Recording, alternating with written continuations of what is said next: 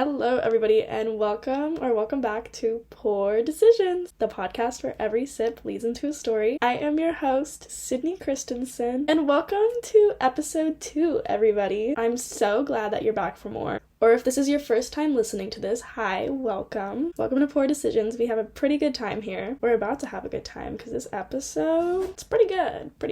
But if you are back for episode 2, hi, hello, I love you. I am so happy that you're back for more, and I'm so happy that you are loving this podcast as much as I do. I just want to say a really quick thank you for everybody who has been listening or who has followed or has subscribed. I launched this podcast on New Year's Day, and I literally had the biggest anxiety attack about it. It was very overwhelming in the best way possible, but I received so much love from people and so many great comments and so many personal texts that just absolutely warmed my heart. So thank you so much if you were one of those people. And it's honestly helped me be a little more confident and way more positive. I was very excited for the launch, and I was very excited for this whole podcast to go through, but there is always going to be that little voice in my head that tells me that what I am doing is wrong. So I just got a lot of reassurance when I received those messages, so thank you. My anxiety likes to play tricks on me sometimes. But 2024 is finally here. I obviously filmed my first episode in 2023, so this is the first official episode that I am recording in 2024, so it's safe to say that 2024 just feels very great.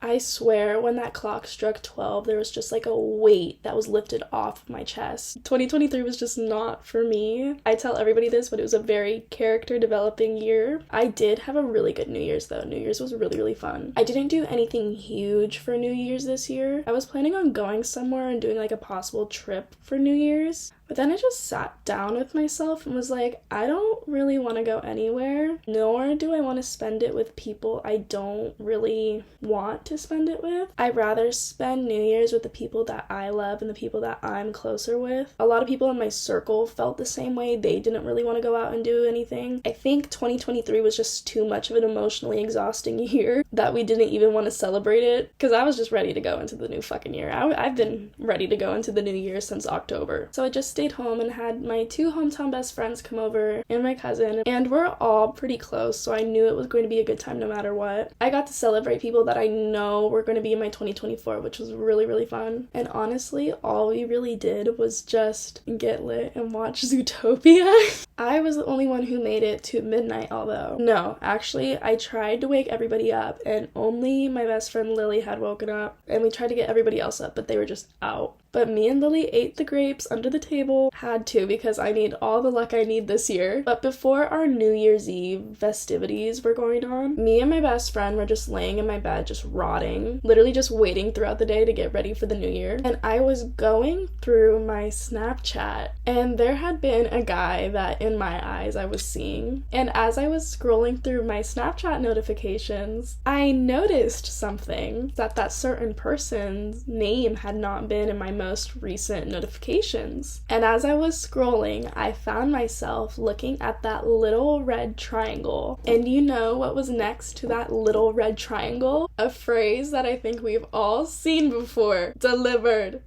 2 days ago. Delivered. I found myself on the last day of the fucking year being ghosted. Like, what the fuck? You're telling me you're going to ghost me on the last day of the year? Like, way to go out, I guess. And for me, it wasn't even the fact that I got ghosted, because I was kind of sensing, oh, the relationship isn't going to last much longer. We're both just really dry with each other. I'm just surprised that he did it, you know? But, you know, also at the same time, thank you for doing that so I could leave all that bullshit behind in 2023. New year, new roster. Just kidding. Not really, but just kidding. But when I was telling my best friend that I got ghosted by this person, I started to think about how common it is in the modern dating world. And as someone who has been ghosted and who has been the ghoster, I think I have a pretty good understanding about the whole disappearing act. So today I wanted to talk about ghosting, because I think everybody's been ghosted at least once in their life, whether it's from a friendship or a relationship. and I would say it's a pretty hard thing to get over. So here's your guide on surviving the ghosting game. So ghosting is when somebody is ending whatever kind of relationship you had with no communication at all. There is no explanation on why they're ending the relationship, and they kind of just fall off the face of the earth, and most of the time you will never know why. If you are the one being ghosted, it literally fucking sucks. Ghosting is one of the worst things to deal with because you're kind of just sitting there with this whole question of why. Why did this person stop talking to me? Why are they doing this? Why did they end it this way? You're just stuck in this annoying little bubble wondering why this person did this to you. Most of the time this takes over social media, and I think that everybody can collectively agree that ghosting is way easier to do over social media because anything is easier to do over social media. We're all hiding behind our profile pictures. Let's be fucking for real here. But as I was saying, ghosting is usually done over social media. Mostly on Snapchat, but it can happen on any platform. But it can be in person too. For example, somebody can ghost you on a date, meaning that they just never show up. I luckily have never had this happen to me, and I hope that shit does not happen to any of you. This can be controversial, but I consider this ghosting. But if a guy tells you to pull up somewhere, whether it's a party or a bar or just any type of function, then doesn't speak to you the whole night, I consider that ghosting. Because why the fuck are you gonna invite me somewhere and then not talk to me at all? Like, as if you didn't invite me to be there. That's fucking weird. Like, are you kidding me? I'll never settle for anyone that does that. Please, ghost them instead. Anyways, back on track. Now, if you're finding yourself in the same position as me, being ghosted, it's important to understand what kind of ghoster you are dealing with. We have the ruthless, the lurker, and the slow burn. Now let's dive into the first one, the ruthless. This ghoster does not give a single flying fuck and does not hold back. Once this person has decided you're not the vibe that they like, they're gone. They will cut you off immediately. You will be unfollowed, unadded, sometimes even blocked, and you will never receive a single reply to any of your messages. So don't even bother asking them why they're not responding. This ghoster can act at literally any time, whether it was from a message, a first date, hanging out a couple of times, or even worst case scenario, a relationship. The worst part about these ghosters is they will literally give you no explanation, and you will never know why they ghosted you. I am guilty of being this ghoster. Sorry. I will meet a guy after a night out and he will text me the next day saying, "I'm so glad I met you last night, let's link up." And then I'm just not feeling this person and I just don't respond. And I know that is awful, but hey, shit happens. Moving on to the lurker. Hate this ghoster. This ghoster will ghost you and then literally watch your every move. They will unfollow you off of Instagram, but you will still see them in the views of your story, or they won't reply to you for a week and then one day you're just doing better, looking good, and they'll hit you up asking where you've been, what you're doing. Let's link up. You have to be so careful with this type of ghoster because they will just keep on doing that bare minimum that keeps you two going. Just because they know you'll be crawling back and giving in, please do not fucking fall for this person's bullshit. This person should be blocked. Block him right now. If he is not blocked at the moment, go block him. I swear to God. Or don't listen to me and keep that person around. Just don't expect anything other than a you up text. I've experienced the lurker. This has mostly gone on within situationships. Like, there's this guy that I do not talk to anymore, but he has his TikTok views on. So on my TikTok, I will always see his profile pic on my videos with that little eye icon, like knowing that he's watching my videos, but he doesn't like them, which is so weird in my opinion. And then I don't have my profile views, but once in a while I'll just be like, okay, I want to check who's lurking on my profile. So I'll turn them on for like a split second and he's always there. Like, come on, if you're gonna lurk on my shit, at least follow me. Like my videos. Come on, I know you see them. Then finally, we got the slow burn. This is somebody that you grew a crush on. You guys had some sort of relationship. You guys were hanging out regularly. You guys were texting all the time. Shit, it might have been that serious where you were texting them good morning and they were texting you back. Then all of a sudden, their replies become less and less. You're the only one starting the conversation. You're the only one that's putting in effort. You're constantly trying to make plans to hang out, and they just completely brush it off. It's pretty much confusing as fuck because you can have a solid conversation with this person that reminds you why you like them in the first place, but then also you find yourself waiting for hours for a response from them. This one is definitely the worst of the three. The slow burn is the hardest hit, and it hurts like hell. I do not wish this type of ghosting on anyone, because there is nothing worse than this kind of ghosting. Because again, you're just left thinking, what did I do to this person for them to turn me away so much? And girl, trust me, it's not you, it's them. I have been the slow burn ghoster though. I'm guilty of this, unfortunately. I'm not proud of it, but I also have been slow burn ghosted. I remember in high school, it was my sophomore year, and I had this little summer fling with this guy, and we were pretty into each other. He was sending me good morning texts. No, I'm gonna expose him real quick. He was sending me good morning videos on Snapchat. Good morning, you look so beautiful. Have the best day ever. Text me when you can. Hope you slept good.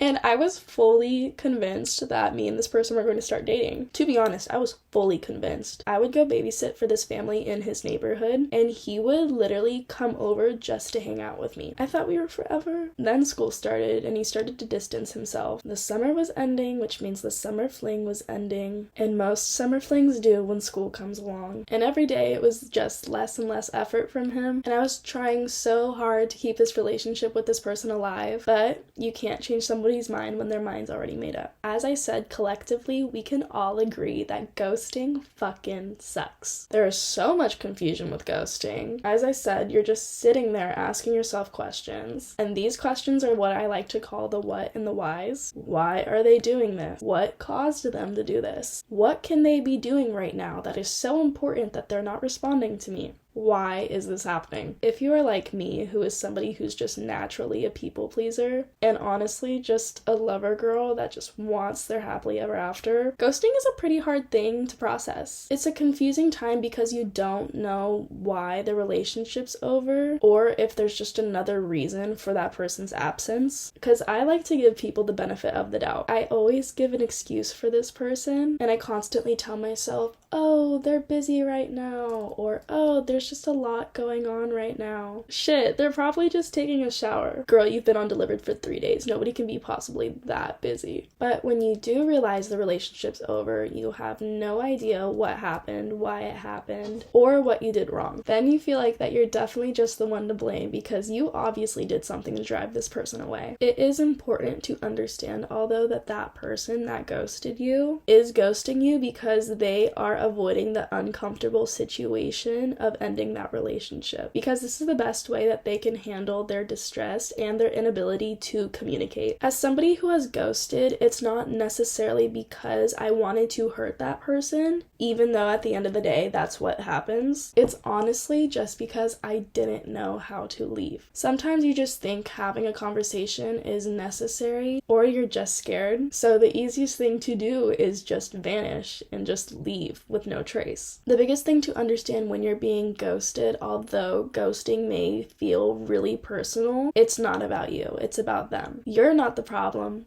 They're the problem. They made this immature decision. And I promise you, they probably do think about it at some times or even regret it. Because nobody likes a ghoster. I think about the people that I've ghosted. Sometimes I'm just like, shit, like I wonder what they're up to. I haven't talked to them since whenever. But now that we've explored more of the wild ride of emotions that you feel when you're getting ghosted, it is so important to remember that the experience that you are having with this person ghosting you does not define your worth or value or the connection that you had with this person. You have to remember that there's only one of you. You left this mark on this person. I always tell everybody that I know that I'm a very hard person to forget because, like I said, there's only one of me. There is only one Sydney on this earth who is this kind of Sydney. And there is only one you in this world that is you. Your family knows that. The people you surround yourself with know that. And the person that ghosted you knows that. Instead of blaming yourself for the end of this relationship, view it as this opportunity to get a deeper insight of the relationship. View what was the positive. View what was the negatives. Like, for example, a positive is that you had a connection with this person. A negative could be is the way they communicate. They obviously don't know how to communicate well if they're ending the relationship by ghosting. Think of it as finding closure, because closure is one of the most powerful tools. Closure is not always about having that conversation with that person, because in most situations that's simply not possible. Closure most of the time is an independent process, and wanting and seeking that closure is not a sign of weakness, it's a sign of strength for your well-being. It's just literal proof of your strength and your commitment to your well-being. Closure isn't about finding answers, it's about finding peace with those unanswered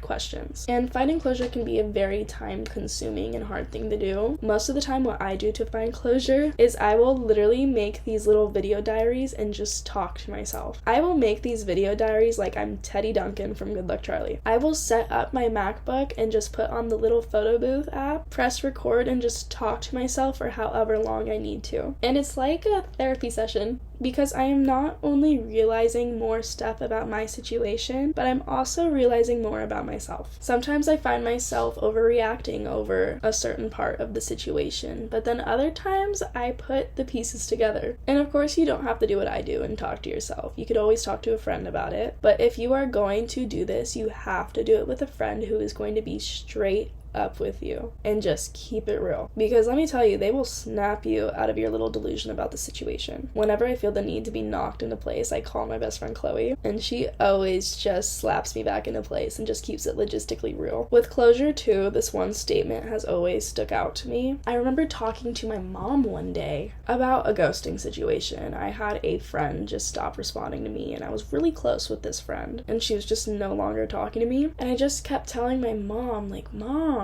I don't know why this person isn't responding. I'm doing everything I can. I don't know what to do anymore. And she legit just told me, Sydney, no response is a response. And I sat there thinking after she said that statement, and I was like, she is so fucking right. And that was the only closure that I needed. The absence of a response simply just speaks volume. If they are not going to get back to you and they're simply not going to say anything, that's all you need. It just basically signifies their disinterest within the relationship and a shift in their priorities. And if that's the way they're going to communicate, you do not want a relationship with that person. Trust me, you don't. You're better than that. You just gotta reflect on the relationship, acknowledge that it's over, and find closure within yourself. And when I talk about closure and self-reflection, that doesn't mean your self-reflection leads into self-blame. Like I've been saying, ghosting shows more about the other person's actions than your worth. Instead of just dwelling on what could have been done differently, just shift your focus and use this experience as an opportunity to grow. And building your confidence after a ghosting situation is literally a transformative process. I remember when I got ghosted for the first time, I felt so